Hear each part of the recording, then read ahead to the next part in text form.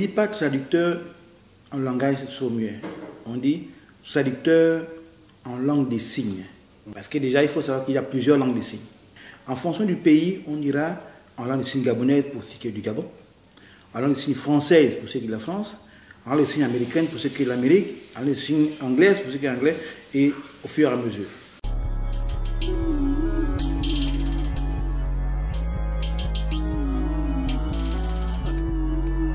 Pour ce qui est de la langue des signes, il y a effectivement une base, parce que déjà, la formation en langue des signes pour le regroupement des sourds a commencé en France, et toutes les langues des signes ont une première origine qui est la langue des signes française.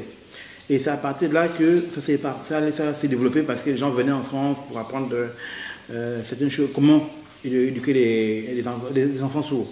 Voilà. Mais dans beaucoup de pays, il y a une base qui est là, qui est la langue des signes française, qui a été déportée un peu partout, parce que les Américains arrivent, un Américain arrive en France, prend un sourd français, qui est enseignant, l'amène aux États-Unis, et là-bas il commence avec la langue des signes française. Mais étant donné que chaque pays a sa culture, il y a effectivement des éléments, des mots, des usages qui sont propres à chaque pays. Et ces usages-là, dès qu'on les incorpore dans la langue des signes utilisée, elle n'est plus la langue des signes d'origine. Elle devient la langue des signes américaine, la langue des signes gabonaise. Comme nous, par exemple, on va parler de manioc, macabo. En France, il n'y a pas ça. Mais nous, on va signer macabo.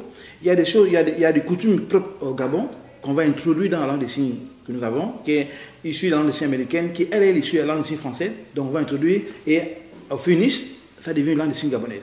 Cependant, un sourd gabonais, comme un sourd français ou américain, lorsqu'ils se retrouvent, ils peuvent avoir, s'ils prennent du temps pour se comprendre, c'est peut-être 2 jours, voire quand c'est trop lent, 1 semaine.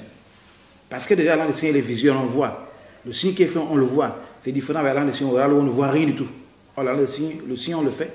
Tu vois le signe, tu peux le répéter le signe.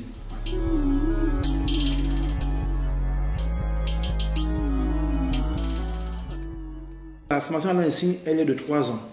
Déjà, à part les États-Unis, qui ne sont pas compliqués, les Français, les Anglais, tout ça, ils sont un peu compliqués, ils vont se dire, pour apprendre la langue des signes, il faut déjà avoir le bac. En plus, et le bac, et à partir de là, faire une formation en langue des signes. Les Américains, ils disent, non, même les sourds eux-mêmes peuvent apprendre la langue des signes.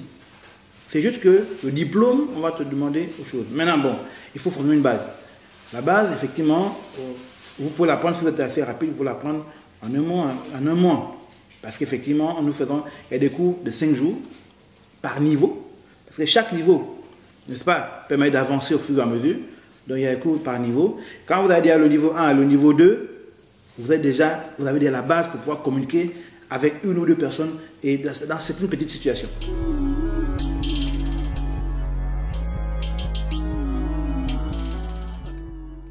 En France, le bon, c'est le signe bon.